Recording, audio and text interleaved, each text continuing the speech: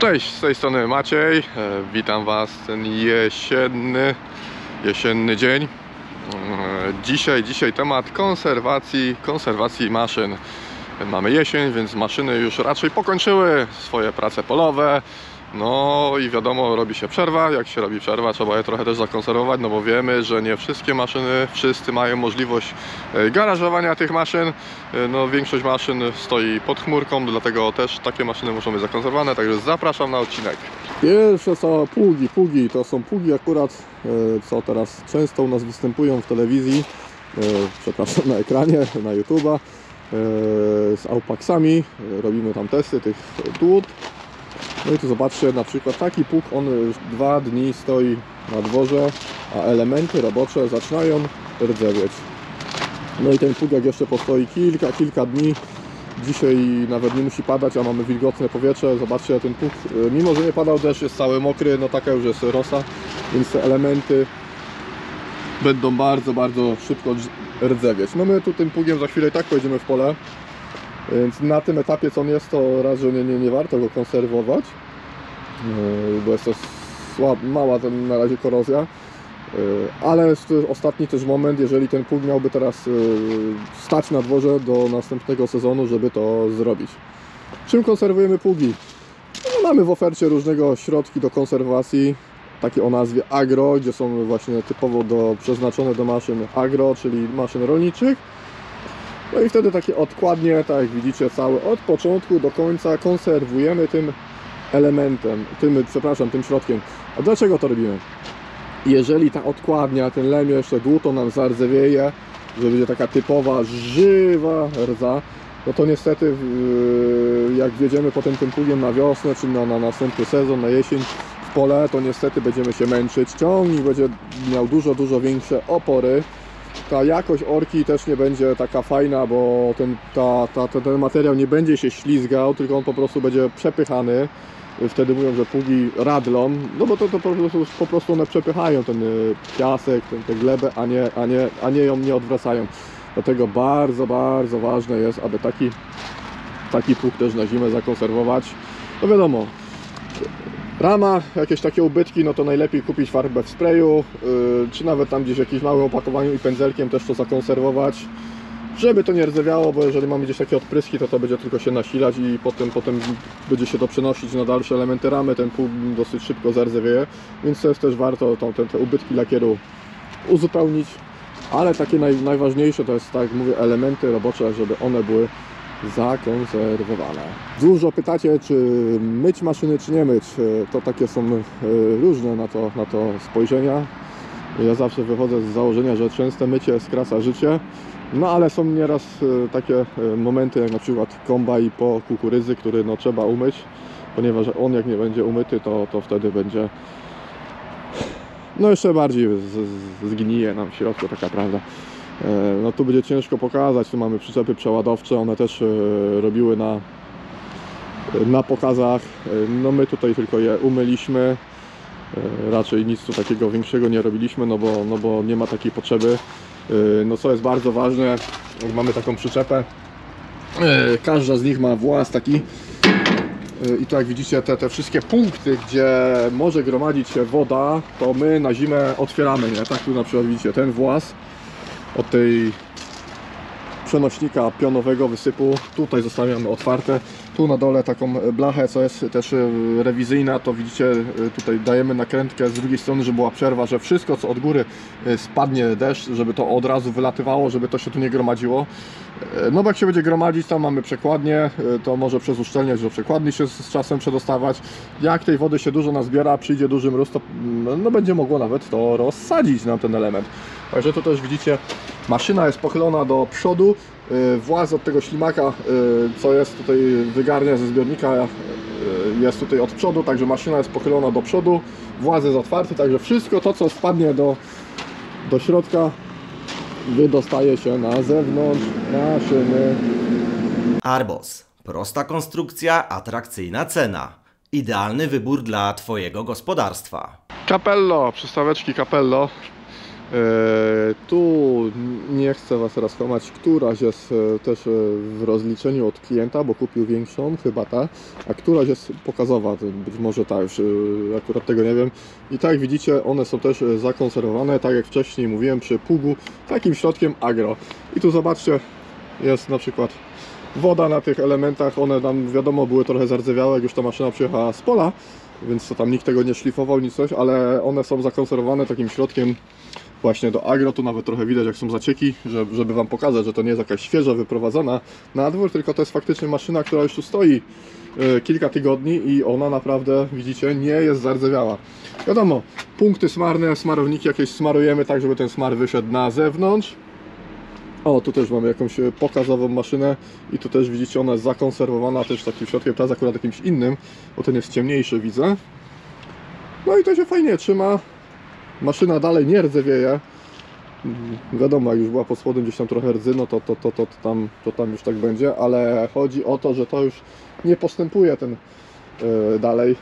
Tu możecie porównać, tu widzicie, mamy maszynę od klienta, która nie była zakonserwowana, tak do nas wróciła i zobaczcie jak stan tych łańcuchów wygląda.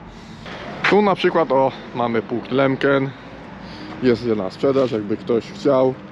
Mamy pług Lemkena, 6 korpusów na odkładnicy ażurowej i on jest zakonserwowany takim środkiem do konserwacji, który jest czarny. I tak tu widzicie, te odkładnie to wyglądają jakby były pomalowane na czarno, a tak naprawdę one są zakonserwowane właśnie taką konserwacją, którą też mamy do maszyn agro, która ma kolor czarny. Tak to właśnie wygląda w pługu. Zabezpieczenie non-stop, hydrauliczne na każdy korpus. Kolejne obok tutaj stoi z maszyn używanych monosem siewnik. I tak jak widzicie, też rama, wałki, to wszystko jest zakonserwowane, to się klei. To jest po to właśnie, żeby na wiosnę, jak taka maszyna stoi na dworze, żeby to w ogóle można było złożyć i rozłożyć, to te elementy muszą być zakonserwowane. Wiadomo, jak ktoś ma garaż, niekoniecznie musi tak robić, ale nawet w garażu, jak to jest zwykła jakaś wiata, gdzie tylko jest na przykład dach, a nie ma ścian, to też ta wilgoć tam dochodzi i trzeba to zakonserwować. Kolejna maszyna, kolejny zestaw. No dzisiaj będę tak z Wami skakał sobie tu po placu, a że plac duży, to chwilowe takie będą małe przerwy, żeby Wam pokazać dokładnie co jak. Uprawowo-siewny zestaw Tolmet plus Arbos, czyli Tolmet talerzówka, Arbos siewniczek. I też tak widzicie, zestaw jest zakonserwowany środkiem do konserwacji, czyli tu akurat mamy talerze zakonserwowane i redlice od siewnika. No i widzę wał Packera, chyba też był konserwowany. O, tu jak widzicie, na tym talerzu widać, że ta konserwacja była zrobiona. Także no, staramy się tutaj też w miarę możliwości, jak akurat mamy wolnego człowieka, nie mamy jakichś tam innych pilnych zleceń do przygotowania, to też takie maszyny od razu po wizycie w polu zakonserwować po to właśnie, żeby to jakoś tam wyglądało, no i też potem następnemu klientowi jak najdłużej służyło. Ciągniki, jak widzicie, też na pewno Wy też nie wszyscy macie możliwość trzymania ciągnika w garażu czy na jakiejś tam hali. Ciągniki też czasami stoją na dworze. No trzeba pamiętać, my to też tutaj robimy, taki ciągnik co jakiś czas trzeba odpalić, rozgrzać go. Fajnie by było się przejechać i rozgrzać tak, żeby silnik osiągnął maksymalną swoją temperaturę, ponieważ wtedy ta woda, co się skrapla w środku w silniku na zasadzie różnic temperatury, to ona wtedy odparuje. Olej zakonserwuje wszystkie elementy, rozbryzga się wszędzie, więc to warto taki ciągnik tak właśnie robić co jakiś czas. Ja w domu też staram się to robić. No musicie pamiętać, czy macie silnik 3-cylindrowy, 4 czy tam 6. Zawsze któreś zawory, czy to wydechowe, czy ssące są otwarte i przez komin, czy tam filtr powietrza, te wilgotne powietrze też do środka się tam dostaje. No i jeszcze bardzo fajnie, jeżeli używacie ciągnika, to dodać jakiś tam dodatek. Już nie mówię że musi być paliwo zimowe, ale żeby jeszcze nawet dodać jakiś tam dodatek do paliwa. My to też tutaj dodajemy na placu, zawsze przed zimą mamy taką dużą beczkę, mieszamy tam dodatek i lejemy do ciągnika, odpalamy go. No o to chodzi, że nigdy nie wiemy jaka będzie zima, co prawda tych zim teraz nie ma jakichś tam specjalnie wielkich, ale nieraz są takie kilkodniowe szczały, jest bardzo duży mróz. No i jak na złość wtedy trzeba odpalić ten ciągnik no, filtry zatkane, nie? Także to warto też o tym pomyśleć, zabezpieczyć się. No ci, którzy tam używają ciągników codziennie do jakiejś produkcji, do paszowozów czy coś, no to oni z reguły zabezpieczają się przed takimi rzeczami. Dlatego warto też o tym pamiętać. Opryskiwacze. Tu jest bardzo, bardzo ważny temat. My już też te opryskiwacze wszystkie mieliśmy na hali. Spuszczona woda z pompy, ze zbiornika. Tu nawet kolega sobie zaznaczył OK, czyli że miał już go i go sprawdził. Co robimy z takimi opryskiwaczami? No musimy pozbyć się wody z każdego jednego elementu, gdzie ta woda może się magazynować. No bo ta woda, nawet jak będzie jakaś mała, niewielka ilość tej wody, ona będzie w rurce czy w wężyku, no nie daj Boże w jakimś plastikowym kruczcu, to potrafi to rozsadzić. Pęknie, to są takie delikatne elementy, że naprawdę tam trochę wody jak gdzieś zostanie, to od razu pęka. Także my nie jesteśmy zwolennikami zalewania opryskiwaczy jakimiś tam środkami niezamarzalnymi. Nigdy tego tutaj nie stosowaliśmy, jak tam paręnaście lat pracuję, to zawsze braliśmy taki opryskiwacz na warsztat. Odkręcamy pompę wody, wąż od zasysania, od pompowania. Kręcimy tą pompą, żeby z niej wypompować jeszcze resztę wody. Wiadomo, zbiornik, każdy opryskiwacz ma jakoś inaczej, na dole ma zbiornik główny, zawór główny, z którym spuszczamy wodę ze zbiornika głównego. No i to bardzo jeszcze ważne, możemy też tutaj te przewody, widzicie, kolega sobie nawet ponumerował, odkręcić, opuścić te przewody, bo to są akurat zawody sekcyjne, czyli stąd tymi wężykami idzie już ciecz na belkę roboczą. My zawsze taki przewód odkręcamy, wkładamy w niego pistolet na sprężone powietrze i dmuchamy i patrzymy tak długo na dyszę, aż z żadnej dyszy już tam nawet nie leci żadna mgiełka. No to wtedy już mamy naprawdę taką pewność, że tej wody jest już naprawdę prawie tyle, że nic, jeżeli nawet mgła już nie leci z tych dysz rozpylających. Także to warto też to zrobić. Dużo ludzi się spotkałem, pompy wody nawet odkręca i bierze gdzieś tam do piwnicy, gdzieś do jakiegoś odgrzewanego garażu. Jest to też bardzo dobry sposób. Tak, tutaj widzicie, w tym momencie mamy 4 śruby do odkręcania, mocowania pompy, 2 przewody. No to akurat ma napęd hydrauliczny, zresztą trzeba odkręcić, no nawet nie. Koparki Lowol występują w 2 wersjach. Wersję bez kabiny i z kabiną. Bo tutaj to jest na przesuwce, więc wysunie się pompa. Jeżeli mamy możliwość zamontowania takiej pompy i zabrania ją gdzieś tam do ciepłego garażu, miejsca, to jest już w ogóle super sprawa, super pomysł, super rozwiązanie. Także no, zbiornik na czystą wodę też trzeba pamiętać. O, kranik otwarty, nie ma wody. Wiemy, że tam nic nam się nie rozmrozi.